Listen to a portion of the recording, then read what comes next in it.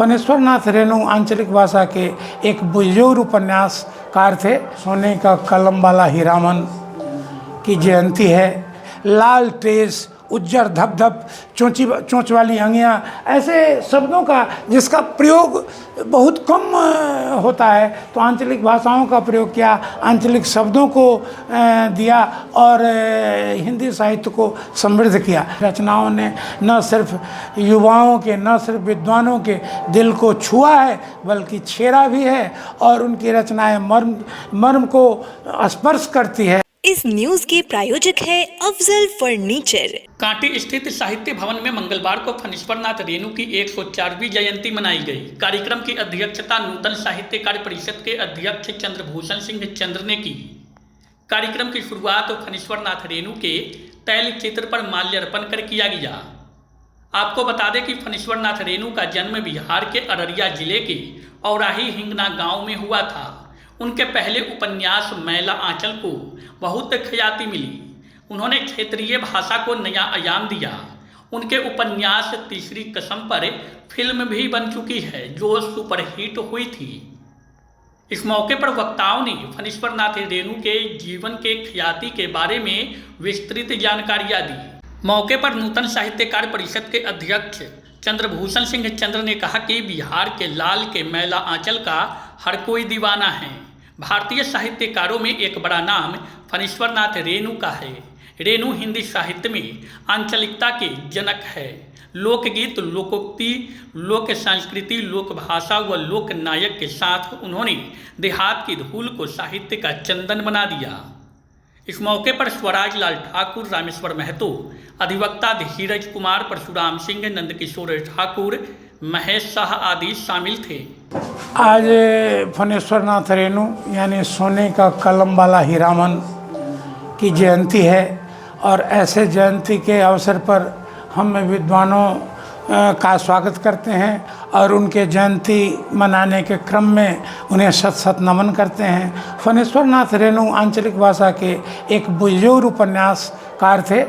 प्रेमचंद के बाद, लोगों का कहना है कि प्रेमचंद के बाद फणीश्वर नाथ रेणु का नाम आता है, लेकिन मेरा मानना है कि फणीश्वर नाथ रेणु ने कम रचनाएं की, लेकिन उनकी रचनाएं आंचलिकता से ओतप्रोत है। उसमें आप जानेंगे उनने जिन आंचलिक शब्दों का प्रयोग किया है, लाल तेज, उज्जर धप-धप, चोंच वाली अंगियाँ, ऐसे शब्दों का जिसका प्रयोग बहुत कम होता है, तो आंचलिक भाषाओं का प्रयोग किया, आंचलिक शब्दों को दिया और हिंदी साहित्य को समृद्ध किया। तो आज उनकी जयंती है और उनकी जयंती पर हम उनकी कुछ चर्चाएं करें, ये छिटफुट चर्चाएं करें। हमारे विद्वानों ने तो बहुत सारी चर्चा की है। एक बार मुख्यमंत्री उनके गांव गए थे, वो वहाँ उनकी दोनों पत्नियां थीं और उनका बेटा पद्म पराग वेणु बीजेपी से सांसद था, क्या कहते हैं, विधायक थे। तो विधायक वहाँ गए, उन्होंने दोनों माताओं का पैर छू के प्रणाम किया, लतिका जी को भी और पद्मा जी को, दोनों ने माथ चूम के आशीर्वाद दिया था और अपने भाषण में कहा था कि आज भी यहाँ की धरती पड़ती है और आंचल मैला। मैं कहता हूँ कि इस विद्वान मुख्यमंत्री ने उनके उन किताबों की चर्चा कर दी जिसको कहते हैं कि पड़ती परी कथा और मैला आंचल।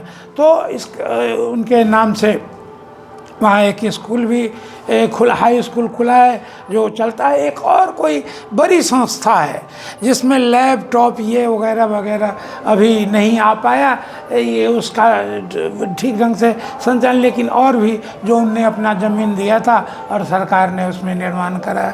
तो फणीश्वर नाथ रेणु को हम नमन करते हैं, उनके रचनाओं को। उनकी रचनाओं ने न सिर्फ युवाओं के, न सिर्फ विद्वानों के दिल को छुआ है, बल्कि छेड़ा भी है और उनकी रचनाएं मर्म को स्पर्श करती है। उनकी रचनाएं ठेस है।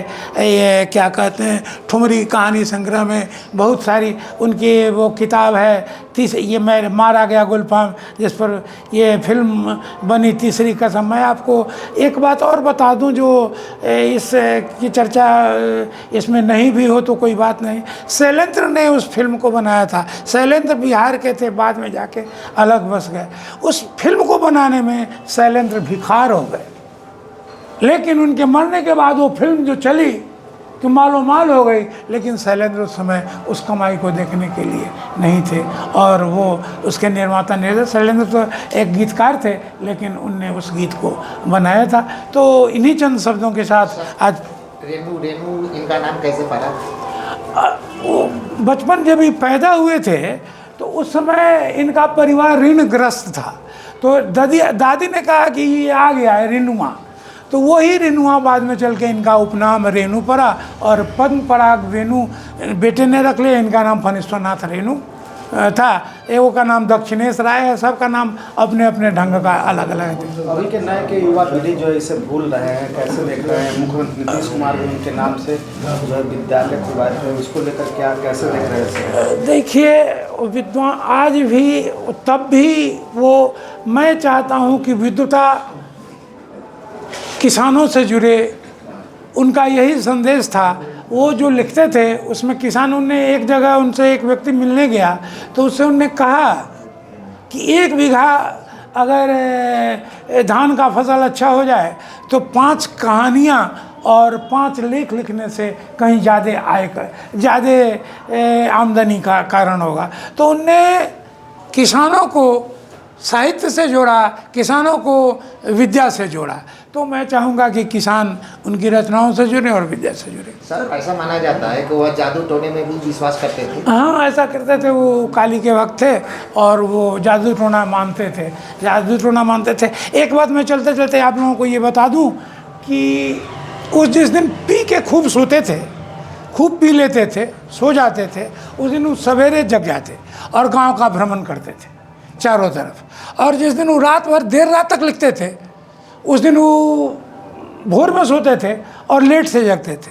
तो जिस दिन वो सवेरे जग जाते तो गांव का लोग कहता कि हो सुधर रहा है। आज उनने अपने जीवन में स्वयं लिखा है कि जिस दिन वो लेट से जगते और गांव में जाते कहा कि हो फेरी बिगड़ गए, समझे ना। तो जो सामान्य में तक गाँव में होता है वैसा लगातार 31 वर्षों से नूतन साहित्यकार परिषद कांटी में फणीश्वरनाथ रेणु जी का जयंती मना रहा है। क्या कमियां नजर आती है सरकार की ओर से साहित्यिक जीवन वाले लोगों के लिए? इनने कहा कि सरकारी खर्च पर उनकी जयंती स्वराज बाबू को कहीं से मालूम होगा। तो यहाँ भी तो राम वृक्ष बेनीपुरी की जयंती सरकारी खर्च पर मनने लगी है।